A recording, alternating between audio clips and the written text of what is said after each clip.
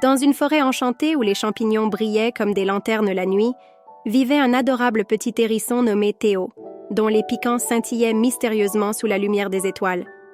Ce que personne ne savait encore, c'est que Théo avait un secret extraordinaire. Chaque soir, il pouvait entendre la lune lui chuchoter des histoires merveilleuses. Une nuit particulièrement étoilée, alors que Théo observait le ciel depuis son lit de feuilles dorées, il remarqua que la lune semblait pleurer des larmes argentées qui tombaient silencieusement sur la forêt. Intrigué par ce spectacle inhabituel, notre petit ami à piquant décida qu'il devait absolument découvrir ce qui rendait son ami Céleste si triste, même si cela signifiait partir pour la plus grande aventure de sa vie. Le lendemain, guidé par une étrange lueur bleutée qui dansait devant lui comme une luciole espiègle, Théo commença son voyage à travers la forêt magique. Sur son chemin, il rencontra d'abord une chouette sage nommée Céleste, dont les yeux changèrent de couleur selon les secrets qu'elle gardait, et qui lui révéla que pour atteindre la lune, il devrait d'abord trouver l'escalier de nuages. Plus Théo s'enfonçait dans la forêt enchantée, plus les merveilles se multipliaient autour de lui, des fleurs qui chantèrent des berceuses, des papillons qui laissaient des traînées d'arc-en-ciel dans leur sillage, et même des champignons qui se déplaçaient sur la pointe de leurs pieds pour lui indiquer le chemin.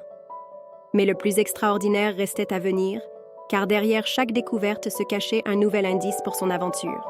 C'est alors qu'il fit la connaissance de Luna, une petite souris dont la fourrure argentée brillait comme un morceau de lune tombé du ciel et qui connaissait le secret pour faire apparaître l'escalier de nuages. Pour y parvenir, leur expliqua-t-elle en faisant tournoyer sa queue scintillante, il devrait réunir 3 éléments magiques, une larme de rosée enchantée, un éclat de rire d'étoiles filantes et une plume de l'oiseau rêve. Ensemble, Théo et Luna partirent à la recherche de ces trésors mystérieux, vivant des aventures toujours plus extraordinaires. Ils dansèrent avec des fées des bois dont les ailes créaient des aurores boréales miniatures, négocièrent avec un renard malicieux qui collectionnait les éclats de rire d'étoiles dans des bouteilles en cristal et apprirent à voler momentanément grâce à des pissenlits magiques. Après avoir rassemblé tous les éléments nécessaires, sous un croissant de lune particulièrement brillant, Théo et Luna mélangèrent leurs trésors dans une fleur de nénuphar argenté. Soudain, des volutes de brume étincelantes s'élevèrent dans les airs, formant un magnifique escalier qui montait jusqu'aux étoiles, chaque marche semblant faite de nuages duveteux et de rayons de lune tressés. Gravissant courageusement les marches vaporeuses, Théo découvrit enfin pourquoi la lune pleurait. Elle avait perdu sa plus belle étoile danseuse, celle qui menait chaque soir le ballet des constellations. Sans elle, le ciel nocturne perdait un peu de sa magie chaque nuit. Mais ce que la lune ignorait, c'est que cette étoile s'était simplement endormie dans l'un des piquants scintillants de Théo, lors d'une nuit où elle était descendue trop près de la terre.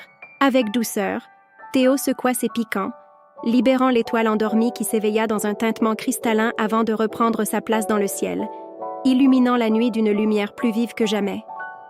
La lune, émue et reconnaissante, offrit à Théo un don précieux.